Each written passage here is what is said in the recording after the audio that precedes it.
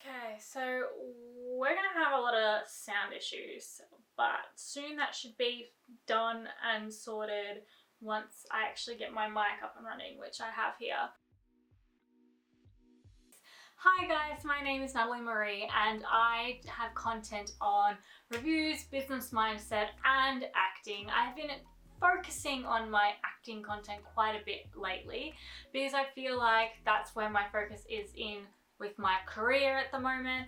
I'm really wanting to put out content that will help actors out, especially during this time that we are all in, and especially as self-tapes are becoming the norm. Hence why I've been doing a lot of self-tape things. Now, this is not about self-tapes, this is not about technique, this is not about tips on how to be a great actor, this is not mindset of an actor. This is nothing like that. Basically, this video is going to be about my audition for AMDA. If you don't know what AMDA is, it's basically the American Musical and Dramatic Academy in New York. In Manhattan, on the Upper West Side, there is a school just across from Juilliard in the theatre district.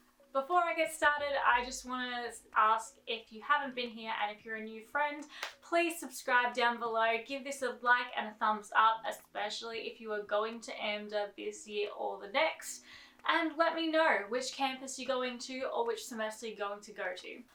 When I was in high school, I wanted to be an actor, but due to mindset issues, I just didn't get there. Instead, I ended up going to film school and went behind the camera where I could possibly act in front of the camera when my peers needed another actor. So I got my diploma in screen and media. After that, I ended up going to the full-time job route, and honestly, if we've all been there and we know that we're truly actors inside, our hearts just go to acting, the acting career. I obviously didn't end up staying in that full-time job because not my life, just not my life. So one day I had actually heard about AMDA, I think it was from Google, it was 2015, and I had inquired about it. I was actually getting into the process of doing an audition, but for whatever reason I said, no, this is not my time, can't do it. I don't know, I made every excuse under the sun. Let's ramp up to 2016, where I had been actually traveling America and I was visiting some family friends in New Jersey. And then while I was in New Jersey, I noticed that AMDA again was having their auditions in New York, and I was like, well, New Jersey and New York are quite close, so I can just take a train or someone can drop me off into the city while I do my audition. It was very quick decision. I basically rocked up. They asked, do you have 2 monologues? I said sure, and luckily I had 2 monologues in my back pocket that were both contrasting. I remember going there and feeling like an imposter because I had just rocked up. It didn't feel like I had, prepared as much as probably everyone else did. I could see a lot of musical theatre people and I was like, I'm not sure if this is the right place for me. But then I noticed that there was a conservatory program where it was more geared to theatre, acting and film, which is quite where I like to be. It's my niche, it's my crowd, my vibe. I love being in musicals, but that's not the type of actor that I see myself becoming. Nor have I got the best vocal abilities yet. I am taking lessons though. I was sitting in that waiting room shitting bricks basically because I was like, oh my god, I should have thought this through. I can be pretty impulsive and I can be pretty spontaneous, but when it's big life decisions, I kind of like to prepare myself. But I felt like I did the research a year prior and I thought, this is fate, this is where I'm supposed to be. I really need to do this audition. So I waited for my audition. They got us like 5 at a time. All I remember was the blue walls and how bright this place was. It wasn't like any of the TAFEs or unis I saw in Melbourne. It just felt like a really calming and energetic sort of environment. So as I walked through the halls, I was thinking to myself, can I see myself here? One, I've always loved New York. I've always wanted to be in New York and live in New York, and it was one of my favorite cities that I had traveled to. So I could see myself being there. I mean, guys, bagel. Do I have to say anything else? Pizza. I loved pizza. So the food was down pat. I didn't have to think about anything else. Not the fact that it's one of the most expensive cities in the world to live in, but we'll get there later. I remember being in the line and I was freaking out. And at that point, I didn't have the ability to not let my nerves show. I mean, I had auditioned before, but it was like for community theatre. I had never been trained. I did get a lot of show jitters. I had done a lot previously in high school with theatre and musicals.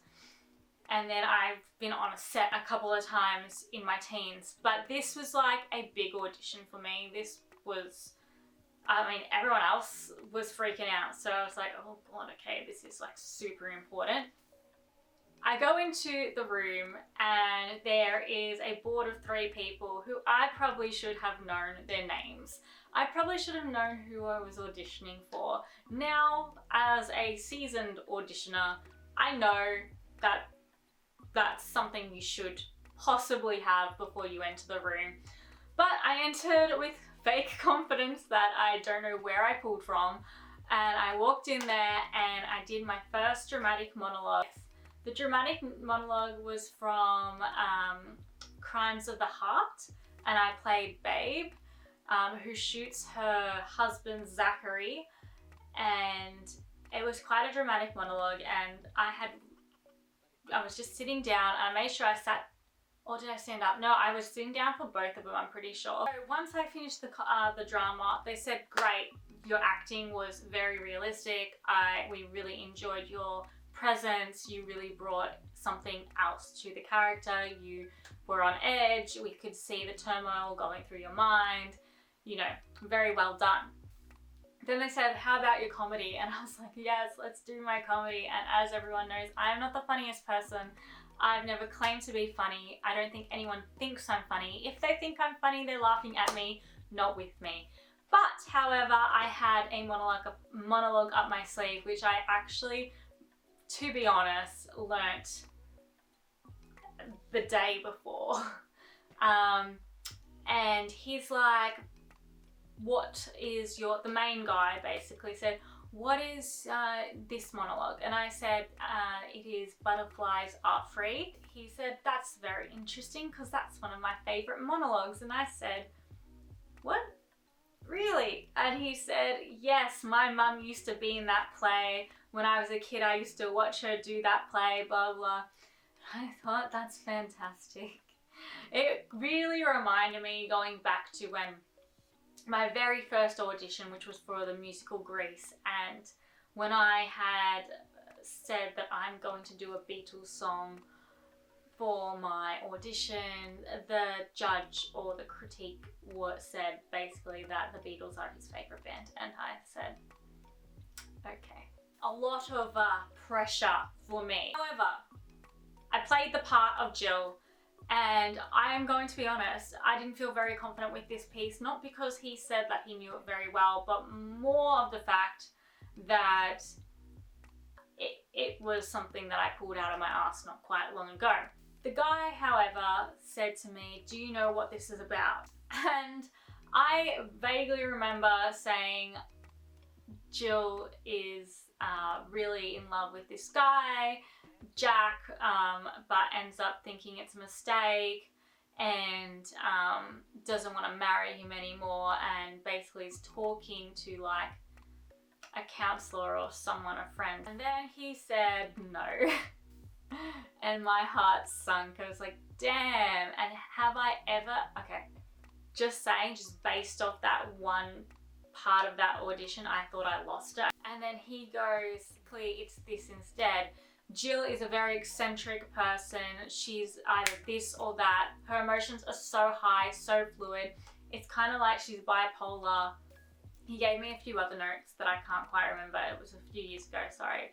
But I just remember feeling like shit because I hadn't researched her enough. I hadn't really gotten into the character. And I know now that that's something I know that I should have done. I have done prior to other roles. He ended up giving me a second chance. He said, try it again. Here are your notes. Take them on. Let's see if you can do that. And I said, okay. He's like, just think of someone who you think is very eccentric and just out there and just very dramatic, but wants attention. And honestly, there was one person that came straight to mind. So I envisioned that person, I encompassed that person, and that is what got me through. So I've never told that person thank you, or about that, because I don't know if they're going to be insulted by the fact that I thought of them first, but really, honestly, they're so them that I gravitated towards their personality to be able to pretty much replicate. So don't worry about the words. Don't worry about the words, which is really funny because once you get into AMDA, you have to be DLP, which is dead letter perfect. You have to really know the words before you can even start blocking the scene. But in this audition, he's like, don't worry about the words, just go for it. We want to see the character. We want to see what you do with the character, with what you do with the direction. And I did it, and honestly, it was the best audition I had ever had. It was so good. I felt it. It was electric. I don't know if any other actor has felt this. They probably have, where they go in and they've smashed it and they know they've smashed it. So then when I say thank you to the auditors, I basically say thank you, thank you, thank you, thank you. I go out, I say and then I turn, I say have a nice day. A little bit of an audition technique. And I go on to my merry way. I remember calling my ex at the time and saying to him that, oh my God, I so smashed that. And I'm like, if I didn't get it, that's okay. It's just, I had a really good time. I learned a lot about auditioning just in that 10 minutes. And yeah, after that, we then talked to someone else about our experiences, what we think life will be like in New York, and whether we think AMDA would be a best fit for us. I came back to Australia a month later. I had been told that if I got in, I would be told within 6 weeks. 6 weeks passed and I didn't hear a thing. I did not hear one thing, and I'm like, that's okay, I have plans. And I actually had plans to go to Europe, and my plans was to work and travel for 2 years in Europe. I was going to audition for the big schools over there and then go back to America and audition for the other schools, other acting schools, because I knew then and there that that is what I wanted to do. I hadn't heard anything. So this was September. This was September of 2016. March 2017, I had applied for my visa to go to Europe, and I applied for the passport, and I had 1 day till I had to go to the biometrics test. And the biometrics test was basically that, you know, you go there and you do your fingerprints and stuff and you get your visa. The day before, I come home and my mum goes, oh, you have a letter from AMDA? And I'm like, oh, okay. So I checked it, and it was basically a welcome pack saying that congratulations, you got in, and here's all the information, and this is how we start the process. And she's like, did you know you got in? And I said, I never ended up getting in. I thought I didn't get in because it had been later than 6 weeks. I checked my emails. A week prior, they actually emailed me saying that I did get in, and they said that they're so sorry, they actually lost my paperwork. But the actual auditor in the room remembered me and said, oh, we want her to come to AMDA. Because of that audition, because I made a connection with him, and I wasn't so nervous the second time I actually did the monologue, it's because I could see that he was a nice guy and he really just wanted the best out of my performance. And that's just letting you know, that's the amount of support you get from AMDA. The teachers may be harsh and strict, but they're only doing it because they really want the best performer out of you and the best actor out of you. I ended up getting in, and I remember then and there I squealed so loud, and Mum's like, well, what about Europe? And I said, well, I've got one choice. Anyway, so before I get blown out and looking like an angel because of this sun, my God, I will leave you here. And if you want to know more about AMDA, if you want to know more about acting, I have a whole playlist about acting. Also, I have a video about 1 year after AMDA if you're interested, which basically says what AMDA has taught me after leaving for a year, and it's a really good video. I suggest you watch it. And don't forget to subscribe for more, like this video because it really helps my channel, and I will see you in the next one. Bye!